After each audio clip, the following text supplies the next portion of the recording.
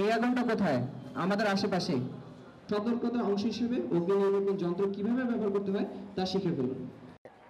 জানমালের ব্যাপক ক্ষয়ক্ষতি রোধকল্পে অগ্নিকাণ্ড সম্পর্কে সচেতনতা বৃদ্ধি এবং অগ্নি নির্বাপনে